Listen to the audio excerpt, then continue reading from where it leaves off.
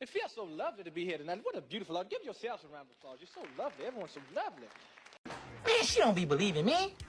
I'm high. What is good, ladies and gentlemen? This is your boy, Pepe Sylvia. I'm in the building. This is Facts and Chit Chat with your boy, J Mac. I'm not sure what to do with my hands. Be good just to hold them down by your side, yeah. You can't cancel me. Oh, God, you're the devil. Stop attacking me. I'm like, whoa. Hands on my hands and feet.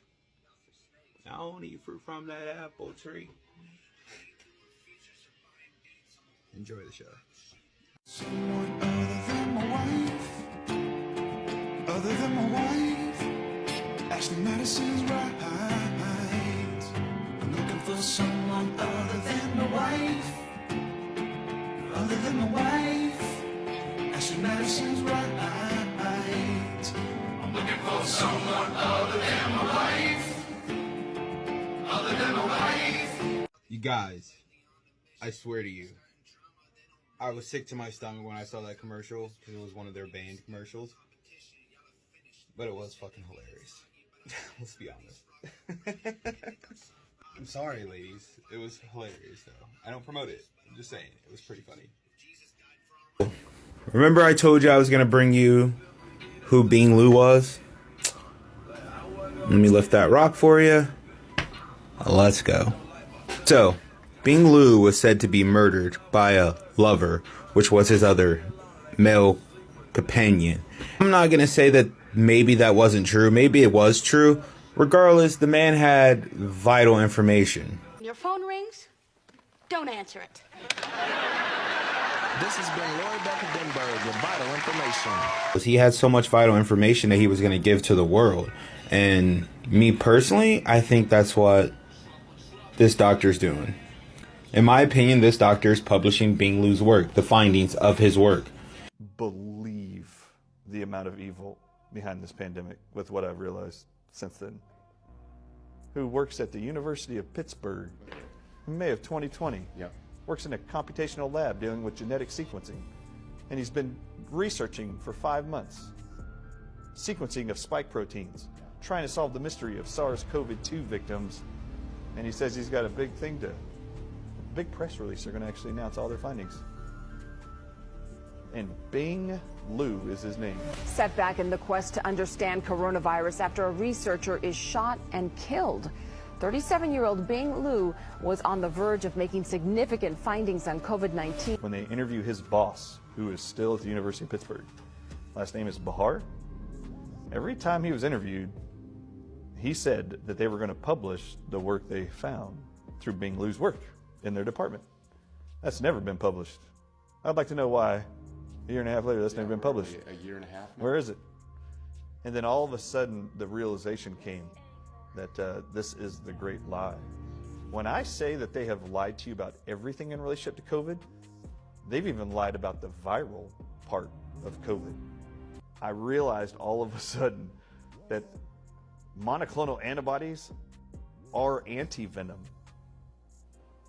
The federal government doesn't want us using anti-venom.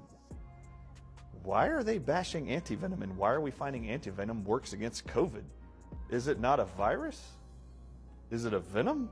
Like, this is what I want to know. Like, is COVID a venom, and this is why they don't want you using monoclonal antibodies? Let me ask you a question. Can I ask you a question? Sure. Do you believe the mass media is controlled?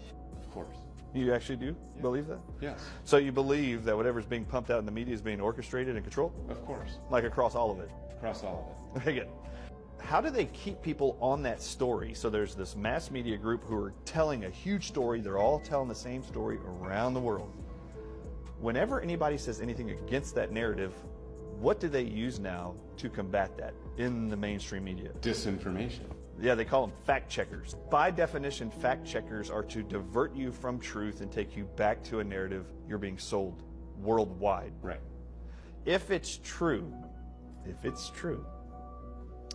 that COVID could actually be snake venom, and how I got there was they don't support the use of anti-venom called monoclonal antibodies because they work. The easiest way to figure that out is, has that ever been fact-checked? Was there ever any mention that the source could have been a snake. Over and over and over in the media in January and February of 2020 are non-stop publications that the original source could either be from bats, snakes, or pangolins. And every time the snake is mentioned, fact checkers, 1, 2, 3, 4, 5, 6, constantly fact check it and spin it to the bats. There's no fact checking about bats. They keep letting you look at bats.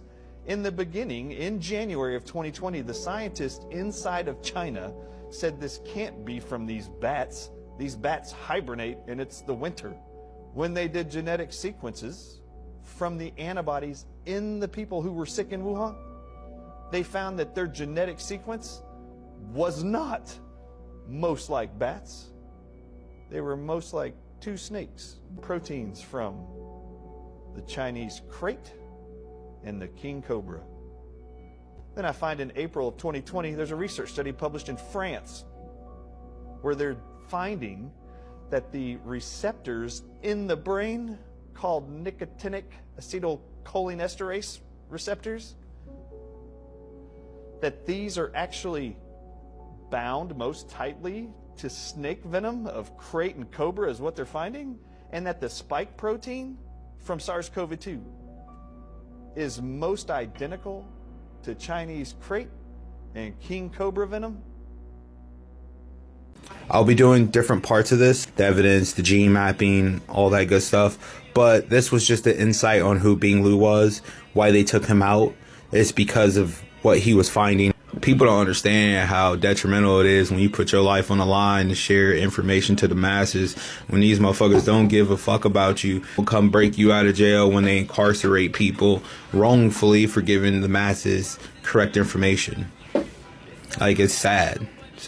Man put his life on the line to give you information, give the sheep information. Shout out to this doctor. He puts his life on the line, not only his life, his family's life, his practice, just to tell you ignorant motherfuckers the truth. And most of you don't give a fuck. Oh yeah. Truly interrupted by Zoe. Just taking out menthol cigarettes. That makes no fucking sense for your health, for your safety. The fuck? And nigga, you can go to motherfucking Seattle and do any drug you want. I wonder, did they take out menthol? I wonder if they ban menthol cigarettes in Seattle. Because you can do crack, you can do heroin, you can do whatever you want. You can go to your local Starbucks and drop the needle off in the bin for safety purposes while everybody's over there drinking their lattes with their laptops. And these fiends and these people they're not gonna rob you, even though they've robbed their mother, their best friends, they kids to fund their addiction, but they're gonna leave you alone at Starbucks after they drop their needle. Safety first. The fuck are you guys? I can't believe, I really can't believe motherfuckers was on. I'm shocked at the white community in Starbucks. I am shocked, absolutely. Once again though, I'm not mad. Just disappointed.